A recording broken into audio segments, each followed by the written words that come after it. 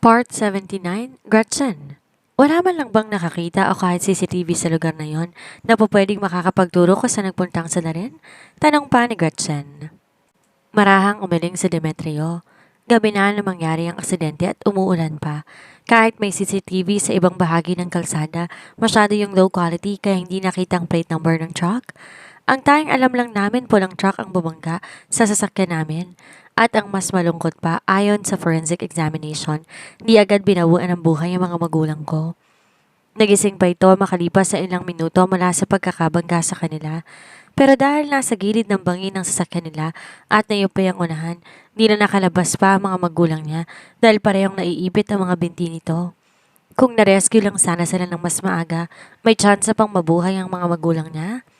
Pero tumakas ang driver. Maybe it's because he really wanted to kill his parents? Who knows? Kaya't naubusan na lang ng dugo ang dalawa bago pa man may dumating na tulong sa kanila. Mabuti na lang at kalaunan, may sasakyang napadaan at siyang tumawag ng pulis, pero huli ng lahat para sa mga magulang niya. Bata pa lang ako nang mangyari ang aksidente, pero hanggang ngayon hindi ko pa rin nakakalimutan ang nangyari. Nakatatak pa rin sa isipan ko ang lahat. It felt like it was imprinted in his mind at kahit anong gawin niya, ayaw nang mawala sa utak niya.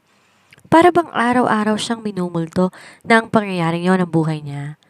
Di sumuko ang pamilya nila sa paghahanap sa tunay na sandalin, pero dahil sa kawalan ng sapat na ebidensya, gawa ng mountain area ang pinangyarihan ng insidente at walang matinong surveillance cameras, di nila nakuha ang hustisya kahit gaano pa karaming pera nila. Sa dami ring kulay pulang truck sa buong Pilipinas, kaya hindi nila matukoy kung alin doon. Their money and connection became useless at that moment. At dahil masyadong nakakaapekto sa dalawang matanda ang nangyari, napagpasyahan ng mga ito na tumigil na at ituon ng atensyon sa pagpapalaki sa kanya. Wala na ring naglakas loob na buksan pa ang topikong yon sa pamilya nila sa takot na baka ikasama ng kalusugan ng kanyang lola. Sumuko man sila pero siya hindi. Hanggang ngayon, patuloy pa rin niyang hinahanap ang driver na bumangga sa kanila sa lihim na paraan at kung sino mang makapagtuturo ng salarin at may harap sa kanya makakatanggap ng milyon bilang pabuya. Pero hanggang ngayon wala pa rin siyang nakukuhang impormasyon. 20 taon nang nakalipas at ang driver na nakabangga sa kanila ay tila naglaho lang na parang bula. Malalim ang boses ni Demetrio habang nagsasalita. Ramdam na ramdam ni Gretchen ang intensidad ng bawat katagang binibitawan nito. Marahan din ang pagsasalita ng lalaki. Di man kaaya-aya ang kinuwento nito sa kanya, masaya siya at nagbukas to ng damdamin para sa kanya at tungkol pa sa mga magulang nito. Di man maayos ang relasyon nila pero masaya siya at nagkwento ng personal na bagay si Demetrio sa kanya. Iyon ang unang beses na may pinagsabihan si Demetrio na ibang tao sa nakaraan niya. Hindi niya alam ano ang meron kay Gretchen at komportable siyang sabihin sa babae ang bagay na yon. Para bang ayos lang na maging mahina kapag ito ang kasama niya. Tipid na nang umiti si Gretchen bago pinatong isa pa niyang palad sa kamay ni Demetrio na hawak niya.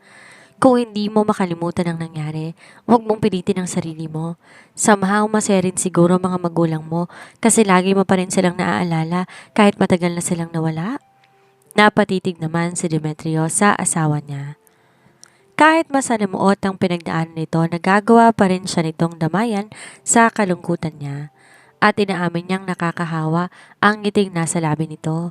What do I do without you, Gretchen? Malumanay niyang sambit. Napakurap-kurap naman si Gretchen. Hindi niya alam kung anong ibig sabihin ni Demetrio sa katagang binitawan nito, pero gayon pa man, nginitian niya pa rin ang lalaki. Okay na bang pakiramdam mo? Masuyo niyang tanong.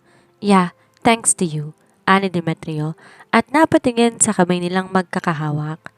Muli siyang nagangat ng tingin at sinalubong ang mga mata ni Gretchen bago bumaba ang kanyang mga mata sa labi nito.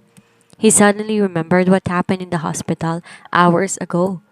Agad napalitan ng saya ang lungkot na naramdaman niya kani-kanina lang dahil sa panaginip niya, and it's all because of this woman. Kaya naman sinunod niya ako nung laman ang isipan niya. Hinawakan niya ang batok nito at siniil ang babae na isang masuyong halik. Literal na nagulat si Gretchen sa ginawa ni Demetrio. Hindi siya nakagalaw at nanigas sa kanyang kinaupuan. Bakit bigla na lamang siya nito na hinalikan? Unti-unting gumalaw ang labi ni Demetrio. Nanunodyo ang tugunin niya ang halik na ginagawa nito sa kanya. Hindi niya alam kung siya ba talaga o dahil ba ito sa batang dinadala niya kaya masayang masaya ang puso niya. Pakiramdam niya sa sabog ang dibdib niya. Dahan-dahan siyang napapikit. Dinamang halik na ginawa nito sa kanya kasabay ng marahan niyang pagtugon. Di niya mapigilang humalik pero sinubukan niya tugunin ang halik ni Demetrio sa paraang alam niya. Napaungol siya nang kagatin nito ang pang-ibaba niyang labi. Sinamantala naman ng lalaki ang pagkakataon na ipasok ang dila nito sa loob ng bibig niya. Tuluyan na siyang napakapit sa batok ng lalaki nang unti-unti siya nitong ihiga sa sofa. Napatingala siya sa kisame nang maramdaman ang kakaibang kiliti dulot ng ginagawa nito. Dahan-dahan siyang napapikit at dasidi sinasadya, lumitaw sa isipan niya ang mukha ni Bianca. Para siyang binuhusan ng malamig na tubig at muling napatitig kay Demetrio. Bakit niya hinayaan ang sinungaling na lalaking to na hawak-hawakan siya, gayong plano siya nitong hiwalayan pagkatapos ng kalahating taon para sa first love nito? Nawala lahat ng excitement na naramdaman niya at barahas na tinulak si Demetrio paalis na sa ibabaw niya. Di inaasahan ni Demetrio ang ginawa ni Gretchen at dahil kampante siya, madali lang siya nitong naitulak at nahulog pa siya sa sofa. Nalilitong napatitig si Demetrio sa babae na ngayon ay nagmamadali ng inayos ang nahubad niyang damit nito. Gretchen, naiintindihan ko. Nadala ka lang ng emosyon mo, Demetrio, at hindi mo sinasadyang nangyari. Putol nito sa sasabihin niya. Sana. Unti-unting nangunot ang kanyang noo. It's true that he was carried away with his emotion but that is because of the attraction he feels towards her. And she clearly liked it too. She was so damn wet and even started moaning. Bakit bigla siya nitong tinulak? Bago pa siya makahumat, tumayo na si Gretchen mula sa kinaigaan nito. Malalim ng gabi, matulog ka na? Magpapahinga na rin ako. Anito at tinalikuran na siya. Paika-ikang naglakad si Gretchen pabalik ng silid nito. Nang mahimasmasan siya, agad siyang tumayo at hinabol si Gretchen, sabalit nang mapansin ito ang kanyang ginawa, tumakbo na ito at mabilis siyang pinagsarahan ng pinto na muntik pang tumama sa kanyang mukha. What the hell is going on? She is jealous earlier and she responded to his kisses. She even almost let him in. Bakit biglang nagbago ang isip nito? Why did she run away just like that? Is she upset? Gretchen, tawag niya sa babae at kinatok ang pintuan. Pero wala siyang sagot na natanggap mula sa babae. Gretchen, let's talk. Ani at muling kumatok pero wala pa rin. Ilang sandali pa siyang nanatili sa labas ng pinto nito bago dahan-dahang bumalik sa sofa at pabagsak na naupo. Napahilamos siya ng muka bago napatingin sa gitnang bahagi ng kanyang katawan. His thing is so damn alive. Marahas siyang napasandal sa sofa at napatingala sa kisame. What the hell is he going to do now? Gretchen seemed upset. Should he knock again? Pero baka makulitan na to sa kanya. Ilang minuto siyang nanatili sa ganung posisyon bago umayos ng upo. Maybe he did cross the line that he had set up kaya nagalit si Gretchen sa kanya. Nag-aalala siyang napatitig sa nakasarang pinto. Di naman tigusol hihingi ng divorce, diba? As if he will let her. Pero paano kung kasuhan siya ni Gretchen? But to make out has beautiful feelings, right? Isang malakas na buntong hininga ang pinakawalan niya at tumayo na. Imbes kulitin si Gretchen, naisipan niyang pumasok na sa kanyang silid. He will deal with her tomorrow kapag kumalma na silang pareho. As of now, he needs a cold shower para kumalma itong pagnanasang nararamdaman niya. Shit, ang sakit ng puso niya. Hindi niya alam kung makakatulog pa ba siya ngayong gabi. Mabilis nagtalakbong ng kumot si Gretchen. Hindi niya maintindihan ang nararamdaman niya. Nanghihinayang siya na naudlot ang dapat na mangyari sa kanila pero kasabay naman nun ang pagkainis niya sa sarili dahil inayaan niya sa Demetrio sa ginawa nito sa kanya. May Bianca sa buhay nito. Malaya ang agwat na estado nito sa kanya. Pakiramdam nga niya hindi siya nagbabagay sa lalaki kahit nagaano pa kataas ang confidence niya sa sarili niya.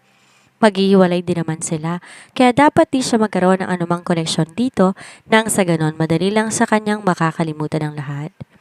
Di niya alam anong oras na siya nakatulog kagabi, kaya naman kinabukasan, late na siyang nagising.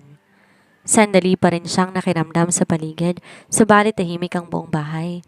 8:00 na rin ng umaga, kaya malamang wala na si Demetrio dahil maaga naman tong umaalis. Boss ba naman ang kumpanya? Malamang busy ito. Huminga siya ng malalim bago bumangon sa kama at naglinis ng sarili. Matapos makapagpalit ng pambahay, dahan-dahan siyang lumabas ng silid.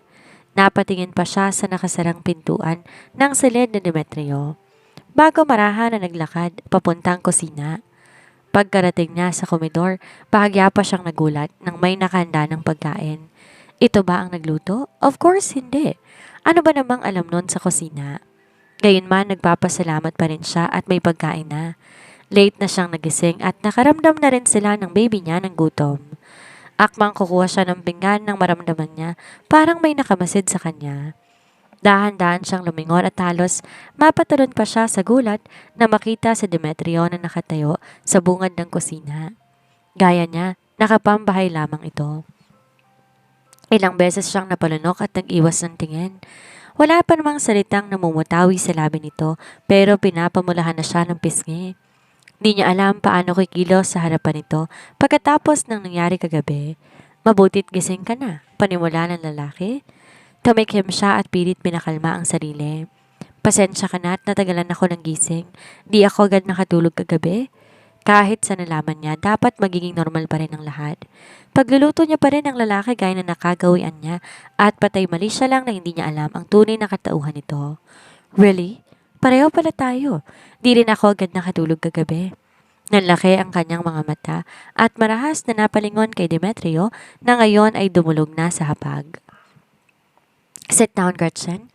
Kumain muna tayo then we'll talk after a serious conversation to be exact. Anong pag-uusapan natin? Di niya napigilang itanong. Sit. Kumain muna tayo para makainom ka na ng gamot mo, ani Demetrio, at iminuwestra pa ang upuan sa tabi nito.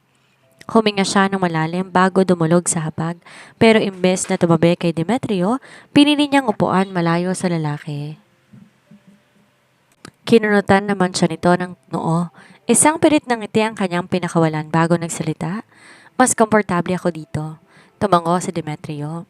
Akala niya magsisimula na tong kumain, pero ganoon na lamang ang gulat niya nang lumipat lamang pala ito ng pwesto tumabi sa kanya. Anong ginagawa mo? Kunot noon niyang tanong. What do you think? At di niya inaasahan ng sunod itong ginawa. Nilagyan lang naman ito ng pagkain at ulam ang kanyang pinggan. Di naman ito dating gawain. Sa gulat niya parang nais niyang damahin ang noon nito kung may lagnat ba ito. Di niya maintindihan kung bakit nga ba. Bigla na lang nagbago ang pakikitungo ni Demetrio sa kanya. Eat, Gretchen. Lalamig na ang pagkain. Kung tititigan mo lang yan. Kahit hindi pa siya lubos nakakahuma, pinilit niya na ang sarili na makakain.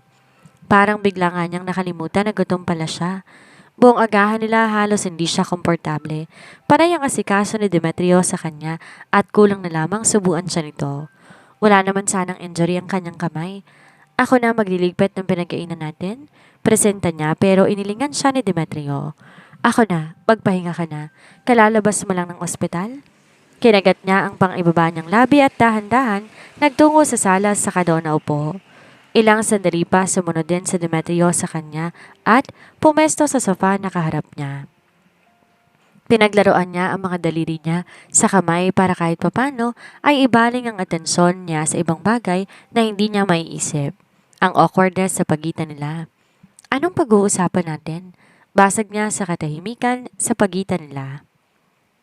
It's about last night. Kaswal nitong sagot. Dahan-dahang nagangat ng tingin si Gretchen kay Demetrio at nakitang titig na titig sa kanya ang lalaki.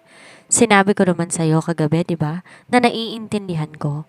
Hindi na natin kailangan pong pag-usapan ng bagay na yan, Demetrio. Alam ko na hindi mo sinasadya ang ginawa mo at pinapatawad na kita, kaya kalimutan na natin ang nangyari. Kinakabahan niyang sambit. Wala akong planong kalimutan ang nangyari kagabi, Gretchen. O kahit pang nangyari sa atin ng mga nakarang buwan. And mind you, hindi ako hihingi ng tawa dahil hindi ko naman pinagsisisihan ang nagawa ko. Nanlaki ang kanyang mga mata sa narinig kasabay ng pag-iinit ng kanyang pisngi. Ano bang pinagsasasabi mo? Ani at hilaw na natawa para kahit papano pag-aanin ng tensyong nararamdaman niya. Narinig mo ko, Gretchen. Wala akong balak na kalimutan ang nangyari sa ating dalawa. Napakurap-kurap siya. Ano ba lang gusto mo? Araw-araw mong alalahanin ang nangyari? Di makapaniwala niyang tanong. Nagkibit balikat naman si Demetrio. So what kung araw-araw kong aalalahanin? Binigyan niya si Demetrio ng isang nakaka-eskandalong tingin. Pakiramdam niya hindi na si Demetrio ang kausap niya, ibang-iba na talaga. Hindi kaya may malanding kaluluwa na sumanib sa lalaki? Nababaliw ka na ba, Demetrio? No! Ano bang mali sa sinabi ko? We are married. What happened was normal. Mas lalo lang na lumalalim ang gatla sa kanyang noo. Sa pagkakaalala niya, kasal lang sila sa papel. Yon ang mahigpit na sinabi sa kanya ni Demetrio noong kakasimula pa lamang nila, kaya hindi niya lubos makuha ang ibig sabihin nito ngayon. Di naman tayo totoong mag-asawa, Demetrio. May kasunduan tayo. Dapat manatili tayong profesional sa isa't isa habang nagsasama at mas lalo nang hindi dapat nangyari ang nangyari kagabi. Wala tayong dapat pakialamanan hanggang sa umabot ang kalahating taon kung saan tayo maghihiwalay. I don't have any plans on divorcing you. Mas lalo siyang nawindang sa narinig. Anong sinabi mo? Ulit pa niya. Baka namali lang siya ng pagkakadinig. Wala akong balak na tapusin ang kasal natin, Gretchen. May diin nitong bigkas. Ha? At bakit? Wala akong nakikitang rason para tapusin ang pagsasama natin. Kibit balikat nitong sagot. Pagaksyang natawa. Isang kabaliwan ang narinig niya ngayong umaga. Sabog ka ba, Demetrio? Di niya na napigilang itanong. Nangunot ang noon nito at mukhang di nakuha ang ibig niyang sabihin. Napahila mo siya ng mukha bago huminga ng malalim. Di sila po pwedeng magsama ng matagal dahil kapag nangyari yon malalaman ng lalaki ang sekreto niya at mas lalong mawawalan siya ng pag-asa na mapasa kanya ang anak niya lalo na't nasa kay Demetrio lahat ng kapangyarihan para makuha ang custody ng bata. Napag-usapan natin to bago tayo nagsimula, Demetrio. Kalahating taon lang. Bakit parang ayaw mong manatiling kasal sa akin? Are you planning on marrying someone else after divorcing me? Malamig na tanong ni Demetrio. Pakiramdam niya atat na atat si Gretchen sa divorce nila na ikinainis niya. Mas lalo lang naiimposiblihan si Gretchen kay Demetrio. Wala. Wala akong balak mag-asawa ulit at mas lalong wala akong balak na manatiling kasal sa'yo. May diin niyang bigkas. Kahit anong mangyari, kailangan makahanap siya ng paraan para makalayo dito.